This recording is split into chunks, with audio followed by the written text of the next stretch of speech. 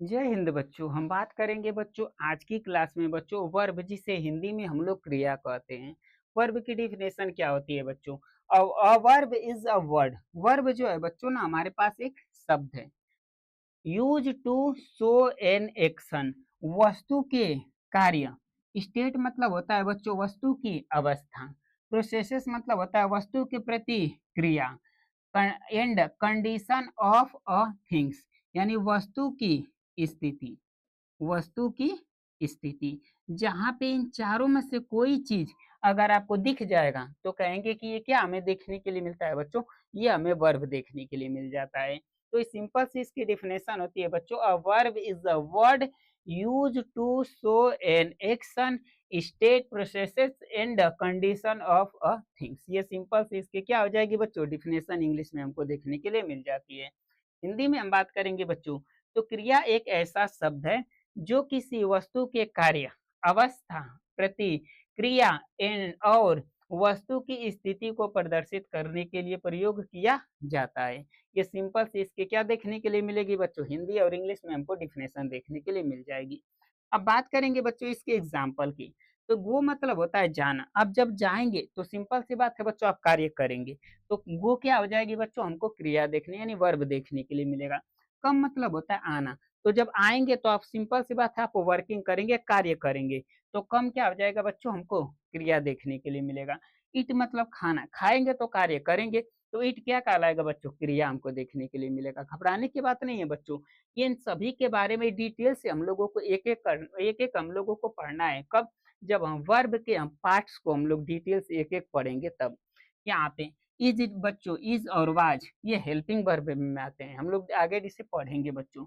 इसके बाद होता है sing, run, have helping verb में आता है। Know, watch, search, beat, sink, ETC. बहुत सारे एग्जाम्पल इसके होते हैं बच्चों क्रिया के। तो ये इसके थोड़े से एग्जाम्पल आप लोगों के सामने रखे गए हैं।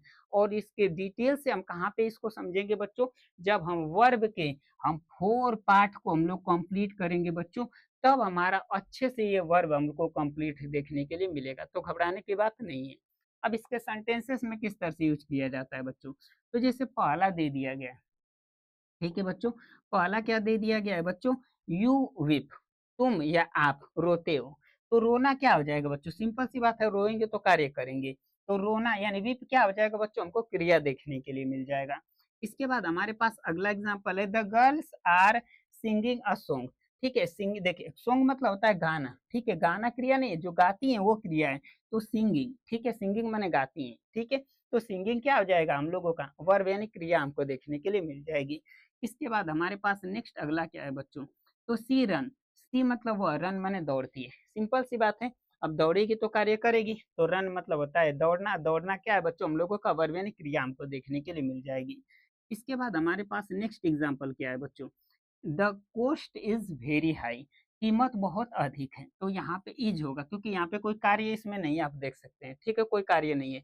तो यहाँ पे हेल्पिंग वर्ब भी किसका कार्य करेगा, ये हमें वर्ब का कार्य देखने के लिए मिल जाएगा। ठीक है, ये हमको पढ़ना है बच्चों, आगे हमको इसको डिटेल से एक एक सभी के बारे में पढ़ना है बच्चों, अलग अलग से इन सभी को एक एक करके। इसके बाद हमारे पास अगला क्या है, अगला हमारे पास है I have working since morning, यानी मैं सुबह से काम कर रहा हूँ।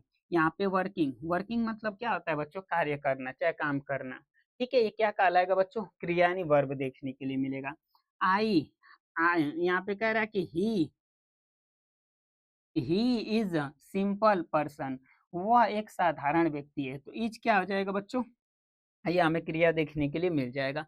ये कुछ इसके एग्जाम्पल हैं बच्चों। अब हम बात करेंगे बच्चों, यहाँ पे मेन हमारे पास है बच्चों ये, ठीक है, काइंड्स, टाइप्स ऑफ वर्ब। ये हमारे पास इंपॉर्टेंट है बच्चों, क्रिया, क्रिया के प्रकार।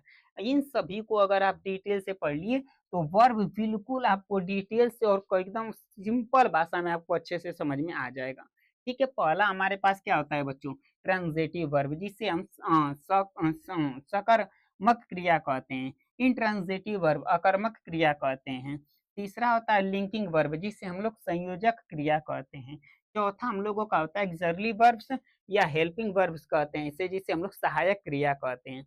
तो जब इन चारों चीजों को आप डिटेल से अगर आप कंप्लीट करेंगे बच्चों, तब जाके आप बच्चों क्या कंप्लीट होगा, हम लोगों का वर्ब कंप्लीट होगा और तब आपको अच्छे से वर्ब समझ में आएगा।